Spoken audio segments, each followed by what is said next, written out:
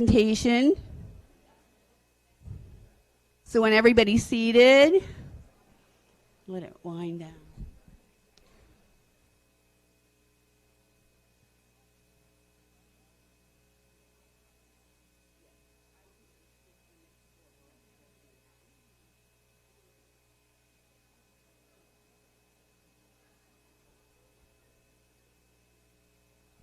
Okay, I would like to introduce, again, I want to say it, if we were able to share with you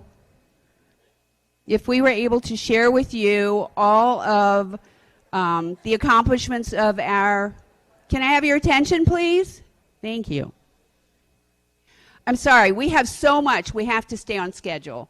Again, I want to say, please read the bios of the individuals that are presenting. Again, all of these presenters are doing this for free to help benefit all of you.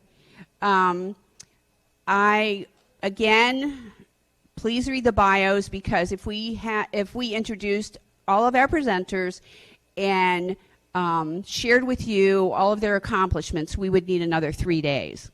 So that being said, again, we are very blessed to have the relationship that we have with Palm Beach Behavioral Health and Wellness. I love these women, and also Tykes and Teens. And I love Dr. Kelly because she sees my grandson. Thank you, Debbie. Hello.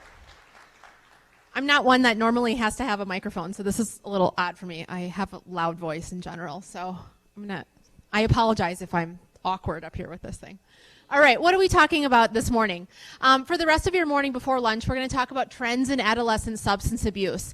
I have a ton of information, and I know that Debbie will share PowerPoint, so I'm probably going to skip over a little bit because I really want to get to the vaping part, because that's really been in our news. Some of you have probably seen the national news is picking up on a nightly basis right now, so I really want to get to that stuff. So I'm going to go over kind of an overview of adolescent substance abuse, why it's happening, kind of what's going on, and then we'll get into a little bit more specifics with the vaping specifically. So like I said, I'm going to talk a little bit about co-occurring mental health concerns as well. What is the relationship between substance abuse and mental illness, and how do they play off of each other? We're going to talk about those current trends, particularly vaping, but other ones as well. We are going to talk about kind of the ability to recognize substance abuse in our adolescent population, because adolescents are wonky as it is. I don't even know what a quote unquote normal adolescent is, but whatever that looks like, when you add in anything else, substance abuse, mental illness, anything else, of course the picture gets a lot cloudier. And then we'll talk, if we get to it, a little bit of treatment options, but like I said, I will ask Debbie to share the PowerPoint as needed if you're interested. So how prevalent is substance abuse in the adolescent population? Very prevalent is the answer, and we'll talk about a little bit more specifics. But sometimes the percentages don't sound always super high, but it's very, very prevalent in this population, and it's becoming more and more so as things like vaping come out and get really popular. I mean, the percentages that are specific to vaping are astronomical in comparison to other types of substance abuse in this population. The thing I want to hit on just on this slide, though, is that the prevalence continues to increase. So we get these statistics from a large grand view research study that's called Monitoring the Future in the United States. What that is, and I'll get into some more specifics on what Monitoring the Future, what the data says, but what that is that about every 3 years or so, they do grand scale research studies on our teenagers in the country. And what they do is they actually go into public high schools and give kids self-report measures. Obviously, self-report data is not our best route of collecting data, but it is probably the easiest way to collect data from a grand in the grand scheme. And they collect data from 100,000 plus teenagers in our country, and it's on everything from sexual behavior, drug use. Like Dr. Jamie was talking about, some of this data on internet usage comes from these wide things. But substance abuse is where we get a lot of our, that's where we get a lot of our data from, is on this Monitoring the Future. One of the things that it says in general is that substance abuse continues to increase in this population. There are very specific trends. Some of them are going down, thankfully, and then other ones are skyrocketing, and those are the ones that we'll especially highlight today.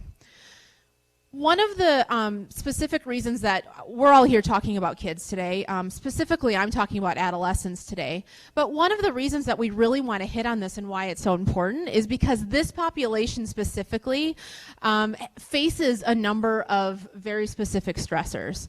What are some of the specific stressors that happen in late adolescence?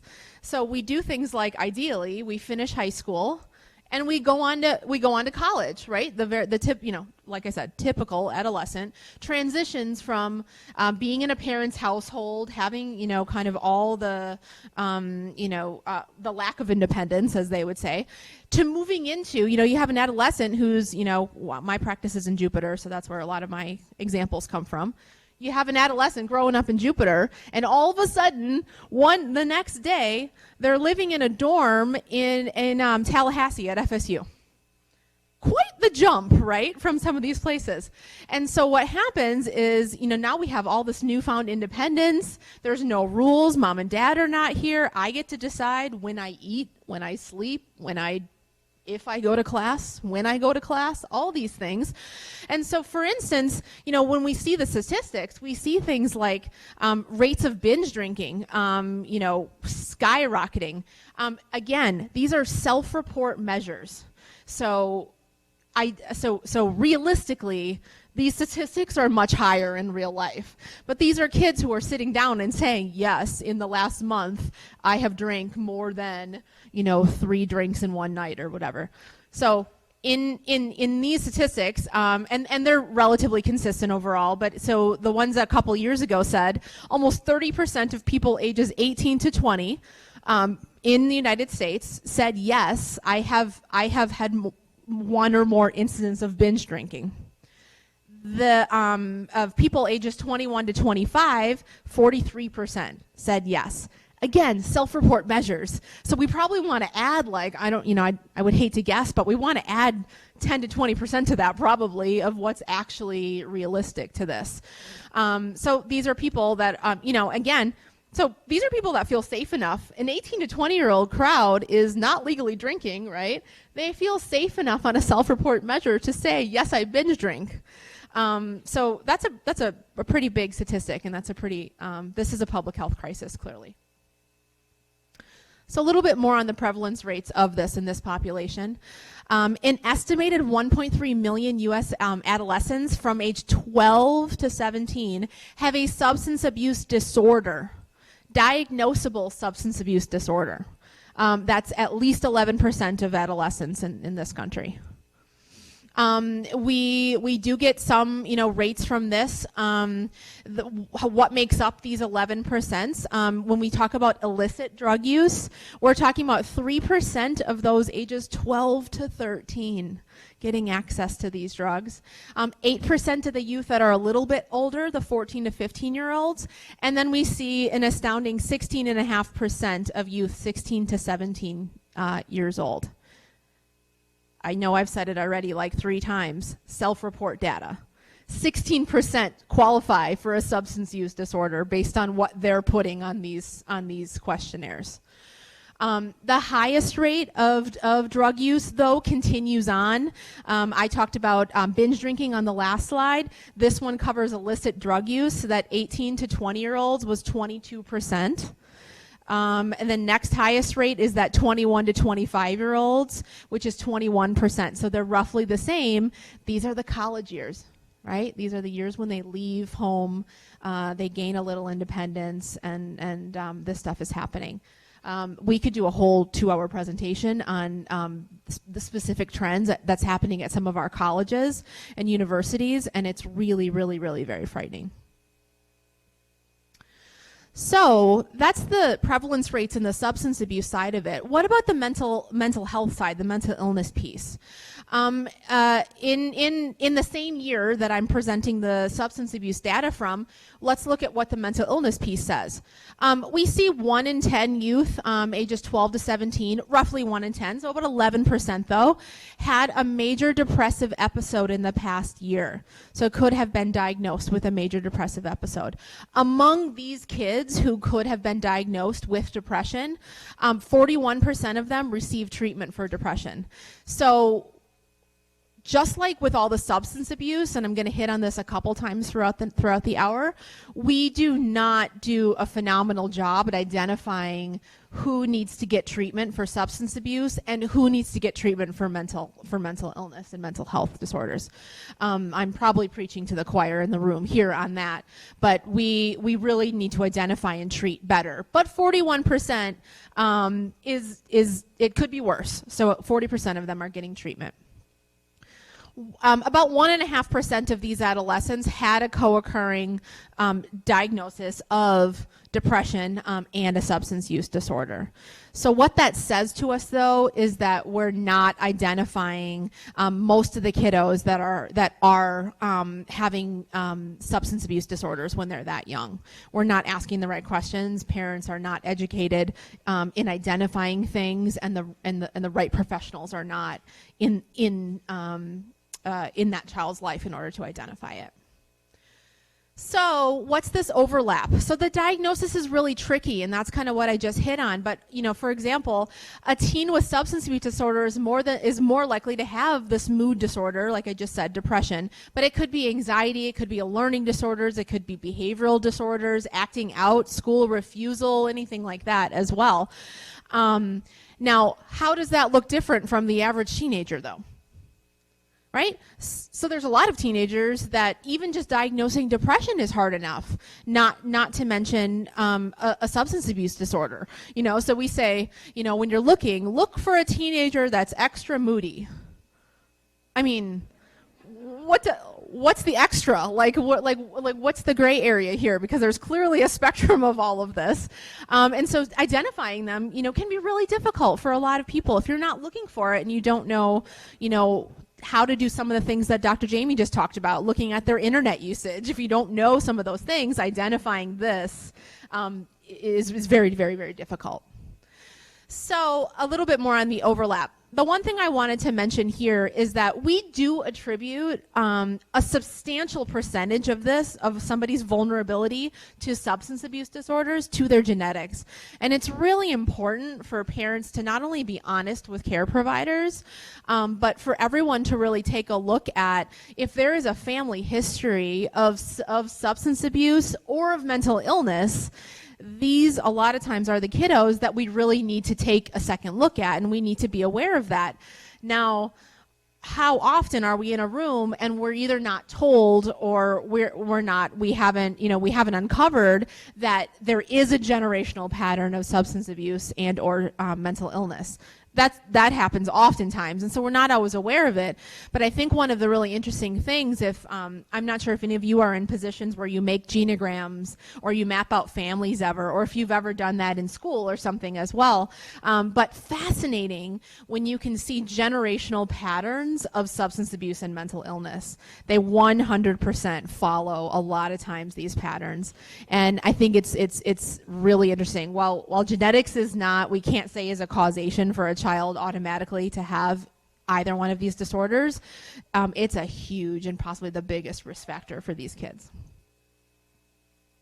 So why so much overlap? Like, why is this happening so often that these kiddos with a propensity towards mental illness are also struggling with substance abuse? The first one is self-medicating. So for many reasons, you have a kiddo who, we'll use ADHD for an example, right? So if a kiddo has ADHD and they maybe have not seen a pediatrician or a psychiatrist or, whoever they need to see, they are not, perhaps not in therapy, so they're they're not learning coping skills to deal with it.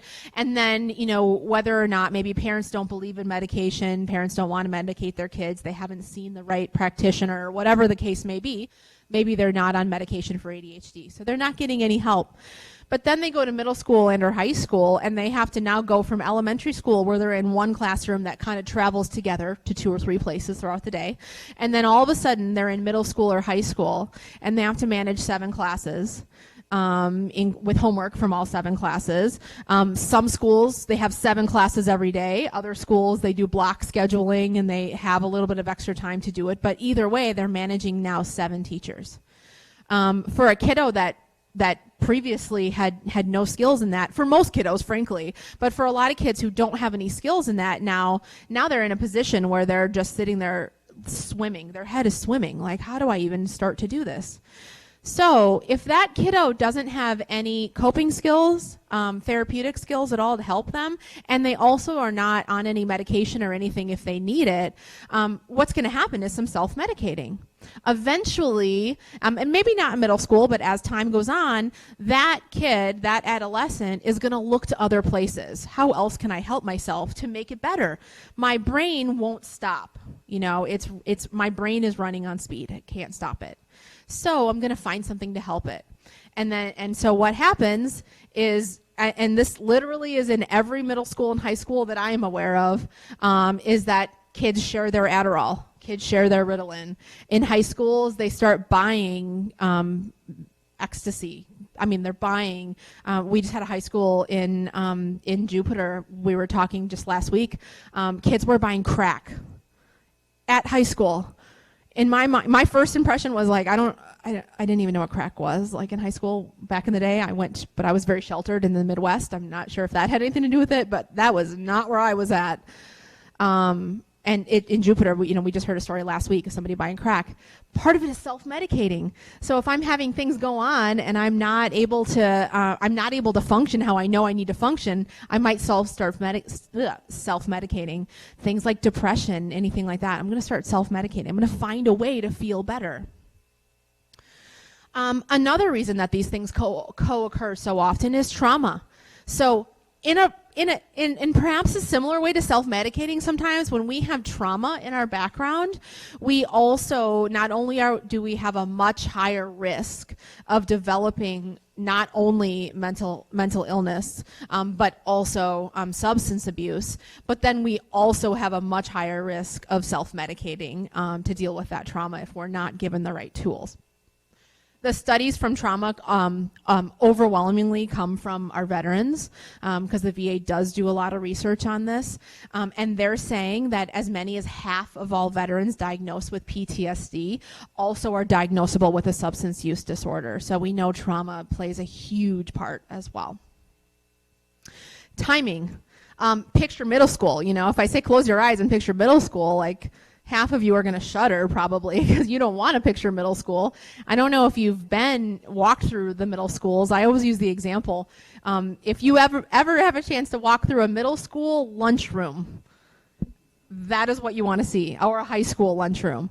It is chaos. Literally chaos. It's so loud, first of all. We have one school, and I'm not sure what they do up in this county. We have one school in Jupiter that 3,400 students eat at the same time. So they're trying this new thing. They're in the second year of this, where like literally the entire school eats at the same time. They think it's a really good idea for scheduling purposes and for some other reason. But what happens is that it's complete chaos. So you have 3,400 teenagers in one place who are already hormonal and whatever drama and social stuff they've got going on. Not to mention that then there's the potential for way more things like fights, substance use, things like that happening, all that going on. And then you can't feed 3,400 people in like 45 minutes. It doesn't happen. So then kids don't eat. And what happens when people don't eat, right? Any of us get hangry when we don't eat. A teenager is like a hormonal hangry when they don't eat. And so we have all this going on. And that's like one period of what's going on, in our high schools or middle schools. So there's a lot of other kind of drama and stress going on. And you can see how that would add into substance abuse and mental health concerns. So I won't spend a ton of time on this, but what's the age of the first diagnosable use disorder? This is really just to show you that it's happening really, really young. So what we see here, and I'll explain just for those of you that can't see it really well, in the red we have tobacco, so cigarette use, which is not crazy common anymore, but the top peak of it happens at right around 18 or so. That's the top peak. If they're going to do it, that's when it starts happening. The green is alcohol. So alcohol, probably not surprising to most people, peaks same time, right about 18 or so. That's when it peaks. We just talked about earlier what happens at 18. Kids move away. Kids, the binge drinking, of course, really starts. And then the last one is cannabis, and that is a little bit concerning because the peak of cannabis use starts at about 15 or 16. That's the peak. And this is, obviously there's outliers everywhere, but that is, across the country, we're seeing that first time at like 15, 16 for that. So, but why? Why does this happen?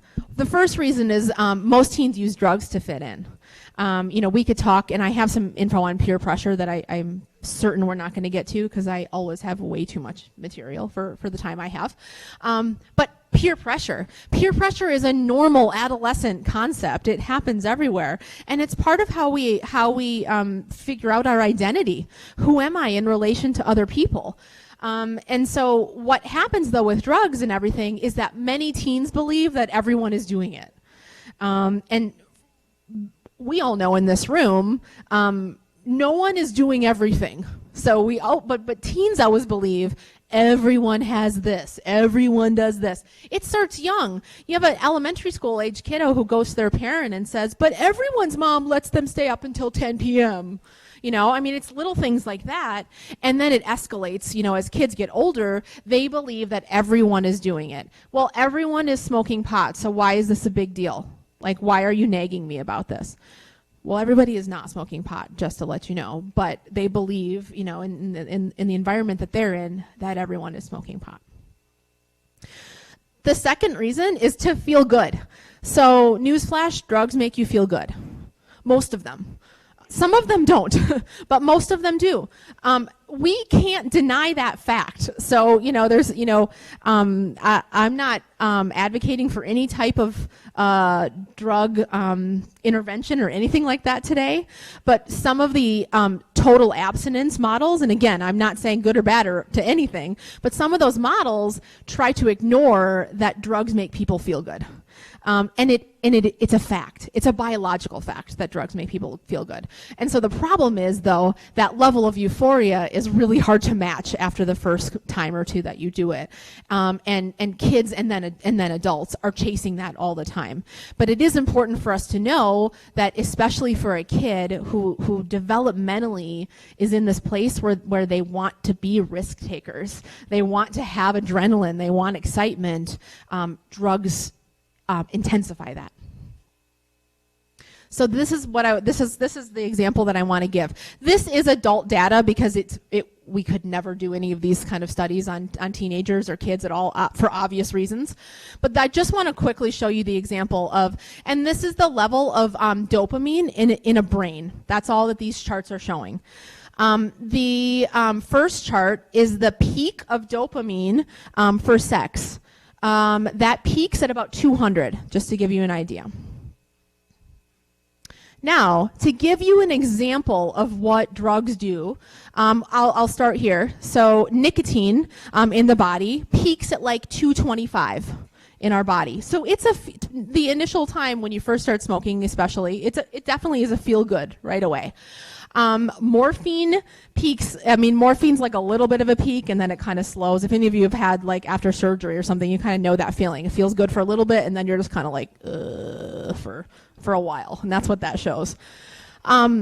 Cocaine initially peaks at like 325, so it's a little higher, definitely has that peak, but then it plummets like the rest of these ones as well. Here's what I want to show you. Amphetamines peak at over 1,000. So there is nothing in the natural world that comes close to what an amphetamine does to our brains. Nothing. We can't recreate it. They've done studies on things like skydiving, all these things. There are no other risky, safe, I mean, I think skydiving is relatively safe, but there's no safe, risky behavior that comes even close. Skydiving peaks at just the same as about sex does. It's like 200 dopamine. 1,000. We can't come anywhere near that on anything. That, you know, I feel like this, normally when I show this slide, I'm like, I don't need to describe substance abuse and dependence anymore. That is substance abuse. That is dependence. We're up against that. So when you have a developing adolescent brain plus that, or whatever's closer, I'm not saying that all teenagers are obviously doing meth or anything like that, but when we're up against that, especially in a developing brain, it shows you why it's so difficult for us to get some intervention and some change in sometimes for some people. So that was like, that highlighted it feels good, right? Another one is to feel better. So some adolescents suffer from extreme stress. I mean, you know, I just said picture adolescence, right? Picture middle school or high school. The kids nowadays are under, you know, they are under way more stress. Every next generation is under way more stress than the previous generation. That's just how it is. Kids in the schools are under way more academic stress, way more social stress. Many of our kiddos are under extreme levels of stress that come from the home, from the family. They have a lot going on. When you add in mental health disorders, physical pain, if there's anything else going on with their bodies, you know, some of this stuff, not only is it, you know, self-medicating, but in general, it's to feel better. Some of these things just help mask other things that are going on for them. An example that, you know, we often give for adults, you know, how many adults do you know that have a glass of wine after work? You know, Dr. Jamie was talking about all the memes, right, that we just have to laugh at. How many memes are out there that talk about, like, the mom getting through the day to get to the wine at the end of the day, right? I mean, that's a regular joke, you know, in our society. And it is funny to a certain degree, but it's also, you know, like if that's the model, or if that's the coping skill that's kind of being used, that is what our children and teenagers also observe and see.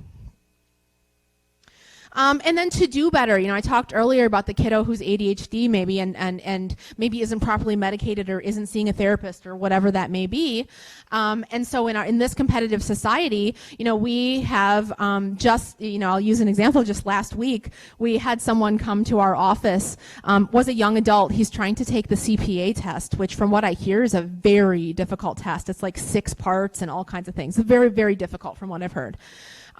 He does not meet criteria for ADHD, does not meet criteria whatsoever. He's been taking, I think it was Ritalin or something, from a friend. A friend has been giving him Ritalin for like 10 years. And he's like early adulthood right now. He's been taking Ritalin since he was like in high school or something. Off label. I mean, he's just been getting it. At this point, he's completely hooked on Ritalin. Like, I mean, he can't not take his Ritalin at this point, but he doesn't meet criteria for ADHD at all. He came into our office straight up med seeking. Interestingly enough, we don't have a psychiatrist on staff, so he was talking to a therapist, asking for Ritalin, basically. He was basically asking for a diagnosis. Doesn't need it whatsoever. But at this point, like, frankly, there's no way this guy's going to pass his CPA exam without the Ritalin, but it's not ethical. Like, I'm so sorry right now. I can't give you the diagnosis of ADHD. You don't meet it. But our society is so competitive, to have him kind of like wean off of the ADHD meds is going to take him a while, and then he's got to figure out how to be competitive and how to stay up without what he's been relying on for 10 years. So just an example of that, but it makes even people without diagnoses, oftentimes they feel like it makes them much more productive. And then finally, to experiment. Part of adolescence is experimentation. It's risk-taking, right? And so, you know, what does this do to me? Let me try it out. I mean, you know, we talk regularly with adolescents that once they trust their therapist, and maybe this has happened to some of you in the room, kids will come in and tell you flat out, here's what I've tried. Here's what this did. We had one kid, you know, I'll never forget him, actually kept a spiral-bound notebook, and had everything listed that he's ever tried and the effect of it. The kid was actually brilliant and was like wanted to be like a chemistry major in college, which I mean, it fits actually, but he literally was on a quest to try and to see what each thing made, how it made his body feel. Clearly not understanding the repercussions or the addictiveness or what, all kinds of the problems with this plan, but he came in. By the time he made it to our office, by the way, he had 200 things on his list. Was buying things off of like chemistry websites like Amazon and stuff, like not just things like marijuana and all this. He was buying chemical makes of chemicals and stuff to try different pills and to try different things. Would try them one time and would write it down and would move on to the next one. I mean, it was scary, but he was experimenting. That's what he was doing. So, which of the following is a risk to youth and young adults who use nicotine? Depression, anxiety, and mood disorders. Nicotine addiction. Difficulty paying attention and concentrating, or reduced impulse control, or all of the above. Any ideas? Just shout it out. Any? Yeah, not a shock to you, obviously. I know that was the opposite of a trick question. All of the above. Nicotine does all these things. Most parents and most kids definitely are not aware. Still growing brains. So the brain continues to develop into about what age? Anybody know? I have 12, 18, 21, 25, 30. Anybody have an idea? So I hear 25 and 30. At least 25. At least 25. We know from data that the brain continues to develop. So all the prevalent statistics and everything I've told you about how all these things increase, first up to 18, the use, and then from that 21 to 25-year-olds, they all have developing brains still. So, like I just said, they all have developing brains. What we see, though, from this data is that early occurrence increases later risk. So when we have that data from those 12 and 13-year-olds saying these are the kids that are starting in our middle schools, they're starting this use and these patterns, we know from data that the earlier they start, the worse off it is over time, for sure. So I want to talk just briefly on a few of the trends, and this is that monitoring the future. I'm just going to check and kind of gauge my time here a little bit. Okay, perfect. This is that monitoring the future statistics that I told you are put out every couple of years. This is one of this is the most recent one that was put out. This is 2017. I think they'll probably put one out in 2020 probably. But here's the first one. We see some daily marijuana use. This is what this slide is on. I want to pull your attention, first of all, to the bottom thing. It says 71% of high school seniors do not view regular marijuana smoking as being harmful. 65% of them say that they disapprove of regular marijuana smoking. Like, how much sense does that make? First of all, I'm not really sure what that means. But the really important part is that 71% of high school seniors don't think that this is harmful. They're like, it's no big deal. It's just pot. That's what they say, right? Like, it's just weed. It's not a big deal. I've had parents say that to me before. It's just weed. It could be way worse. The problem with this is that now we don't know what's in the weed, first of all. I don't have the statistic in this presentation, but I have it in another one. And it's something like the marijuana that's used now. So, a lot of parents are saying, it's just weed. It's not, like, it could be way worse. At least they're just smoking pot. And a lot of times that comes from their experience, in the 70s or whatever it may be. So this is my experience in smoking pot when I was younger. It's not that bad. Now, the statistic that I have in the other presentation, it's something like the marijuana, first of all, the THC in what we're talking about is like 10 times more potent now, or like something like that, in just the average marijuana that the kids are getting now. The other problem is that now it's mixed with like a million other things. Literally, anytime you put something into your body that's not regulated in any form, you have no idea what's in it. And that's what we're going to talk about when we get to the vaping thing just shortly. But the problem is that, a lot of people just think like, oh, it is just pot. But it's never, first of all, it's never just pot. It's very potent. And because of that, though, we have most high schoolers who have this belief, like it's not a big deal. So that's concerning about marijuana, first of all. Teens are much more likely to use marijuana than cigarettes. That shouldn't be surprised at this point. Adolescents, the use of cigarette drops, this is that white line if you can see it from where you're sitting, plummets. And so what happened in the late 1990s, early 2000s, there was a whole different media campaign on like stop smoking and all that kind of stuff. We also have transitioned out of, you can't smoke in most places, in most public places over the last, 10, 15 years. We've like fully been transitioning. I don't know about you, at this point, I'm like shocked when I go in somewhere and I smell cigarette smoke because I'm so not used to it in a public setting. And so that's how rare it is that in settings where teenagers are that you can smoke in those places. So it has plummeted for the use of teenagers. At this point, we see it says about 4% are saying that they're using cigarettes. While the rate of marijuana use has had not quite to the same degree because in the 90s cigarette use was much, much, much higher. But in quite kind of the opposite trend, marijuana use has steadily gone up. A fourth reminder, however many times I've said this already, monitoring the future is self-report data. So we have to remember that these are high school students who feel safe enough in their high school class, like they're all sitting in desks next to each other saying, yes, I've used marijuana. Yes, I've been binge drinking or something like that. So statistically, we're talking about much higher rates on all this. A little bit on prescription over-the-counter use versus illicit drugs. Marijuana by far is the highest usage for sure. We still see some usage of things like synthetic cannabis. That was like the spice and stuff like that got really popular like 5 or 6 years ago, and then kind of has kind of gone down a little bit since then. We still see a little usage of things like LSD. We actually had like an LSD, like a pocket of LSD kind of break out at, ironically, one of like the most expensive private schools in Jupiter, the high school. They were doing LSD in the parking lot, which is really interesting. So like there's pockets of that I think still comes out, but it's not as prevalent anymore with that.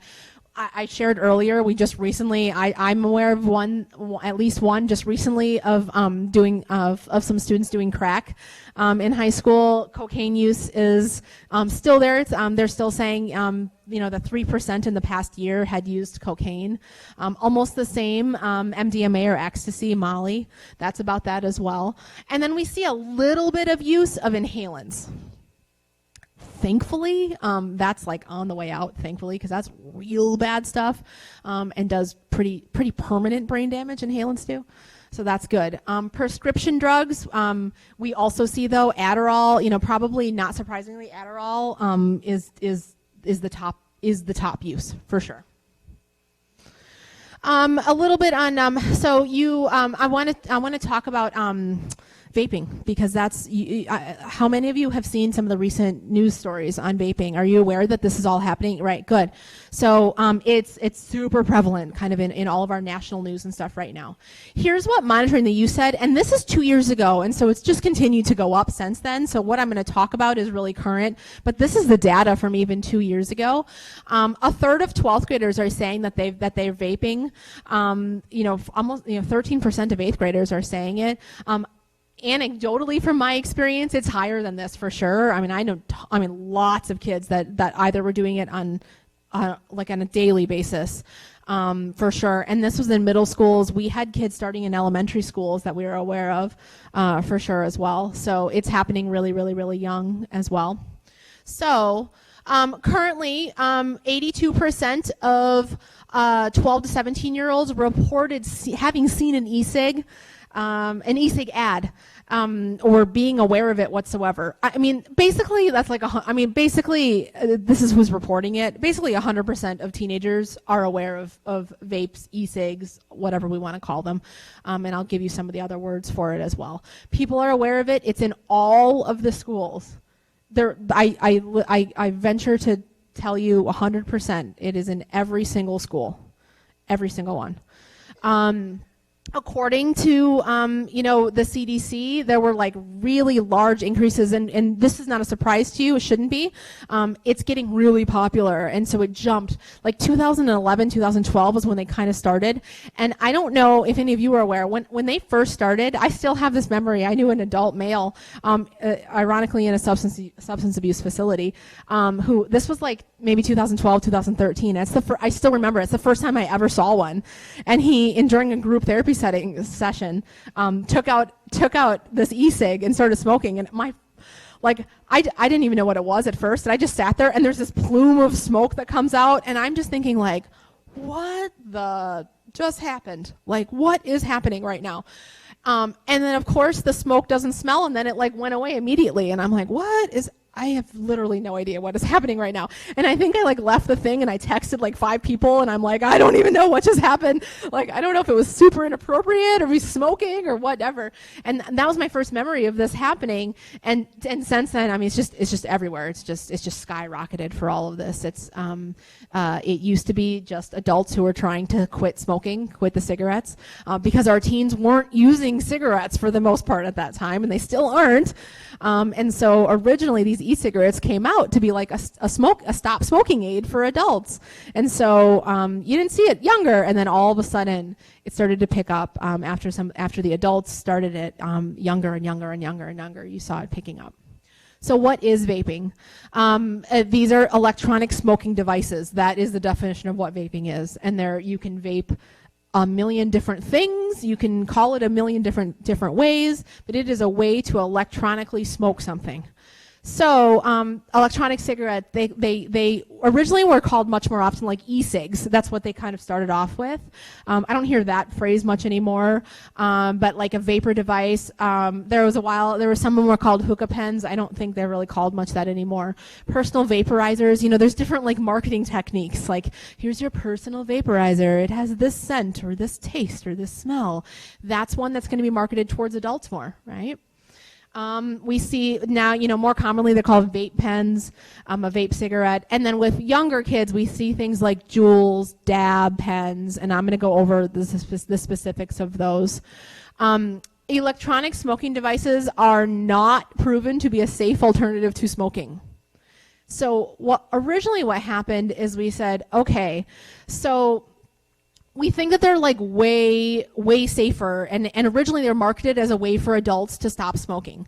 It was like the level down. So like, okay, so instead of cigarettes, now we'll do the e-cigs, and they do not, they don't emit this harmful smoke. So it's got to be better for secondhand smoke as well for all of us, right? And so that was the original kind of like advertisement and claim for all of this. And many people, I think many people probably still do believe that. I mean, until these big news stories are coming out right now, but I'm sure most people still do believe to a certain degree it's harmless water vapor. But that's not the case. That's not the case at all. One, again, it is not regulated at all what's inside these things. There's no regulation on that. So we actually don't know what's in that harmless water vapor. And we're finding now, which is what the news stories are coming out, that it is in fact not harmless.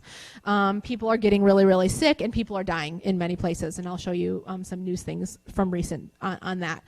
So it's not the case that they're actually that much safer. In some ways, we might see some benefit to the person because maybe there's not as much toxins going into their specific lungs. But now some of the long-term, because like I said, these started like 2011, 2012. So we're just now getting not even really longitudinal data. Data that's longitudinal is really considered 10 plus years. We don't have any of that yet, even for e-cigs, but we're just now starting to see people who've been using these e-cigs for, like even 5 or 6 years. And now we're starting to see these things, and that's what's in the news right now.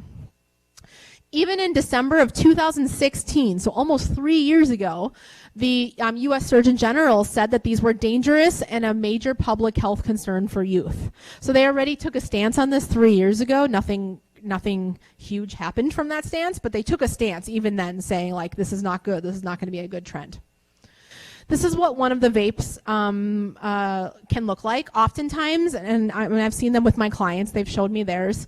They look like USB drives oftentimes. And so you can very obviously tell that if you don't know what you're looking at, like a parent wouldn't think twice about them.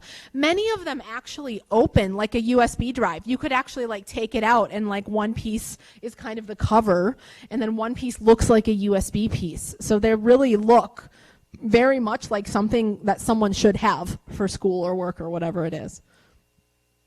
Juuling is kind of one of the trends, kind of with e-vaping. A Juul starter kit costs $49.99 if you buy it. You can buy it like online in almost anywhere. It comes with this Juul device. It comes with a charger so that you can keep charging it up. It comes with a warranty. I'm not really sure about that. It comes with a warranty though. And a four pack of flavored Juul pods. What a deal for only $49.99. And you have unlimited access probably to any other flavor in the whole world of Juuls that you want to do. So how did they market these things? They decided to flavor these things like Fruit Loops. We saw one that was Cinnamon Toast Crunch. You cannot tell me that that is marketing directed towards adults. Okay, I don't really know many adults that don't like Cinnamon Toast Crunch because let's be honest, it's delicious. But you're not really marketing towards me really specifically. If you're marketing something that tastes like Fruit Loops or Cinnamon Toast Crunch or whatever else it may be, you are marketing towards children. And so right away, I mean, there's literally hundreds of flavors of these things that you can find. I saw in the news like yesterday that they confiscated like $75 million of Juul pods from one place in the Midwest, and it was like a warehouse of boxes. And these are not regulated by any means. We have no idea what's in these Juul pods whatsoever. They're just sold, and they're sold to teenagers. They're sold to kids. That's who's buying these things as well. They had real fun marketing and stuff, and they looked like candy. One company promised a powerful vapor experience and says the nicotine in one pod is approximately equivalent to a whole pack of cigarettes. So, and that's what, and you know, I knew I was going to run out of time. I need more time for this, Debbie. I'm probably not going to make it to my video, but I'm going to have Debbie send out the stuff if that's okay with you, because it's a really powerful depiction of a teenager who had no idea of this, first of all, but she was doing one or more pod a day. And what's that equivalent to? A whole pack of cigarettes for somebody who has no idea. They think it's totally safe because, again, it tastes like Fruit Loops. So this device, like I said, comes in really fun flavors. It looks like a flash charge.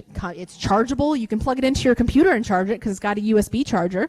You can use your iPhone charger to charge them. So they match up with everything that we have. So of course it's usable in that way. That's especially concerning. These really high levels of nicotine in these products make the product extremely addictive. Again, very easy to see like how unsuspecting teenagers have no idea because everyone is doing it. Now, frankly, a ton of people were doing it at a certain degree, so there really was vapes happening. There, you couldn't go to the bathroom in any school and not see people selling a vape, using a vape, trading vapes, anything like that. I mean, it was constant for the vapes, and so. How did I know? Wow, but there's no actual smoke. Like I don't smell a cigarette or anything like that. So so many of the time these kids start them not realizing how addictive they truly are. So now it just tastes really, really, really good. And the video will tell you, I think she says that she couldn't go, she literally couldn't go more than like a minute or two or something without having a puff. Like it got so addictive, and she just liked it and it tasted good that she literally all day would go. She stopped going to school. She stopped doing all of her extracurriculars, everything, because she couldn't sit anywhere without her vape. She couldn't go anywhere where it wasn't appropriate for her to have her vape and be vaping the whole time. Super addictive. The company that makes and markets the brand Juul recently exceeded $10 billion in faster than any other company ever has. Like it's skyrocketed. It's grown that fast. including Facebook. It's more popular than Facebook. I mean, who thought that could ever happen? Like Facebook and Amazon like rule the world, right? Apparently Juul does, actually. That's how fast that grew. This is a dab pen. Real cute. Look at the top, it says Dr. Dabber. Look at the USB part of it and everything. If you're a typical parent and you find that in your kid's like laundry, your kid's pocket, like, are you going to think much of anything? Probably not. I mean, it doesn't look anything different than anything. Like, they should probably have that for school. Like, it doesn't, to me, it doesn't look like anything that they shouldn't have. So a dab pen is a vaporizer pen specifically designed to vape cannabis, though. So like I said earlier, all a vape is an electronic smoking device. Again, we don't know, kids don't know what they're smoking at all. So sometimes they smoke things that have tobacco in them. Sometimes they smoke things that have cannabis in them. Sometimes they smoke things that have a mixture of things in them. Sometimes they smoke things that have really dangerous stuff in them, and they have no idea. And that's when you hear kids. You'll hear stories of kids who vaped once and then were in ICU. First of all, we don't know what was in that vape for sure, but I'm telling you right now, it was not just cannabis, and it was not just tobacco or whatever it is. It wasn't any of that. It was not nicotine. It was not cannabis. I'm telling you that. They have no idea. So a dab pen comes with the atomizers, this little piece that actually makes the vapor. It comes with coils to heat the material and a mouthpiece. So sometimes you hear about these things like blowing up and stuff, right? Have you heard some of those stories? Or like they overheat or something happens and they literally blow up and people have no idea. We have people who originally were bringing them on airplanes and they blow up. I mean, I'm sure there's still a vape on any given flight that you're on because they're so addictive. People have them all the time. But you've heard stories where they've blown up on an airplane. An airplane is not somewhere you want to be where something blows up. Like that's like the last place on earth we want something to blow up on, right? And these little dab pens come in all shapes, all sizes. Again, they're like the average person wouldn't think twice about seeing it at all. How do our kids gain access? They purchase them online. Slick Vapes, hello. Are you 21 years of age or legal in your state? No, I'm not. Like, yes, I am. Oh, okay, here you go. Click. Here are the 80 different flavors that I'm offering you in Juuls. From other kids. I mean, talk to any adolescent, and they'll tell you in any bathroom at any school that they go to. Hopefully it's getting a little bit less popular, and from what my clients tell me, it is less and less a little bit, but it's there all the time. I mean, they can go to any bathroom, during passing time or like during lunch or anything like that, and very, very easily buy or trade for a vape or anything like that. And then the other one is from older adolescents. So there are vape stores popping up everywhere, right? I mean, I would imagine you've all seen vape stores very near to where you go to Publix or go to anywhere, right? I mean, they're literally in almost any strip mall at this point. And so you go in, and how do they check if you're old enough to buy it? So you're supposed to be of a certain age to buy it. Well, first of all, if I have a fake ID, like that negates the need for that anyway. But also older adolescents, then they're like, oh, hello, business opportunity. So I'm going to go in, again, not regulated. So I go in and buy 100 Juul pods or whatever I buy. Huge business opportunity. So now I'm going to show up at the middle school at 4 o'clock. And I have sold 100 vape Juul pods in 6 minutes, easily. So older adolescents are passing down the love. Thank you very much. So they have very easy access. It's not a problem of access whatsoever. So these new articles are vaping and lung disease, though. All right, I'm like on time, right? Or like I'm finishing right in a minute here, right? You want me to stay on time, right? Okay. All right. I don't know if I'm talking about this, but we could add it in, right? Let's just add it right in. Okay, let's finish on this, though, because this is what we've been talking about, is what the news is talking about right now, vaping and lung disease. Now, research is coming out that vaping and lung disease, so the CDC is urging people to stop. So now we're getting like this 5-6-year-old data that says What we said in 2016 was totally true. This is a public health concern. People are getting sick. It's bad. It's bad for you. Please stop. That's what they're saying. Multiple states have confirmed death in the last month. This is like rampant in the current news. My next slide, if Debbie will send it out, has a current news story from CBS News. You can Google, though, or go on YouTube for all the current ones. NBC, CBS, ABC, everybody's reporting on this right now. I just saw in the news last night that Massachusetts has actually banned all e-cig devices, and I think they said they're the third or fourth state to do so in the last week. The problem is, though, they said, I listened to the story, and they said it's a temporary ban. So they couldn't get approval it's basically a state of emergency kind of ban. So they approved it, I think they said for 90 days.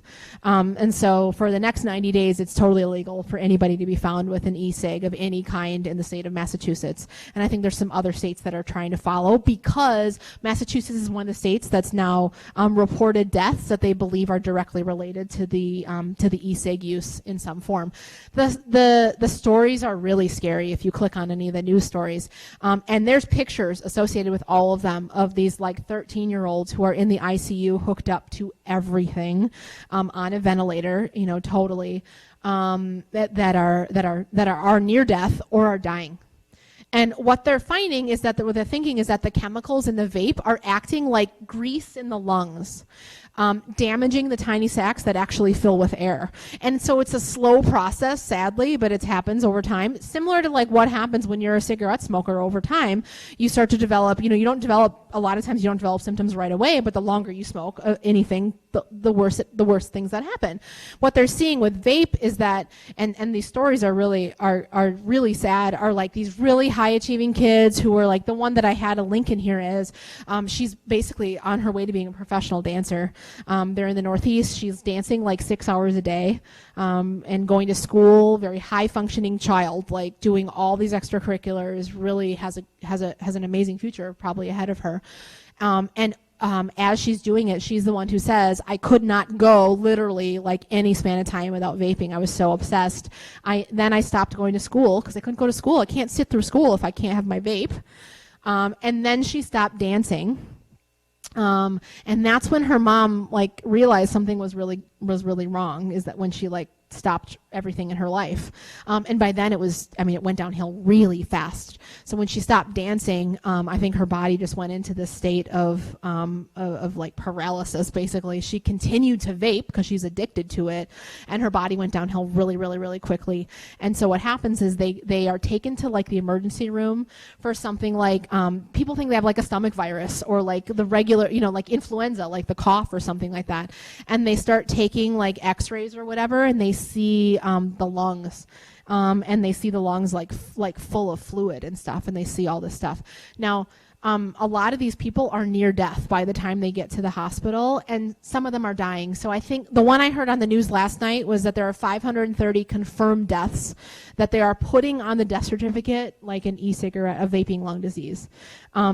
Who knows how many more there are? Like, I mean, there's no way for us to know that whatsoever, but there's 530 in the country, and the number is growing daily, of people that are not making it through. The other ones are all hooked up to ventilators immediately, and thankfully some of them recover, some of their lungs.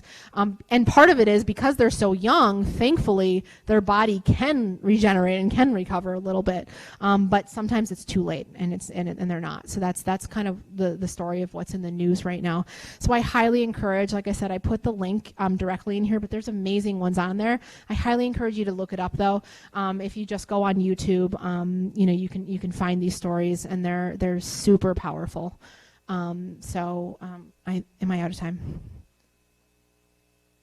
Oh, I'm 1 minute over. Thank you very much for your time. I appreciate it. Have a nice day.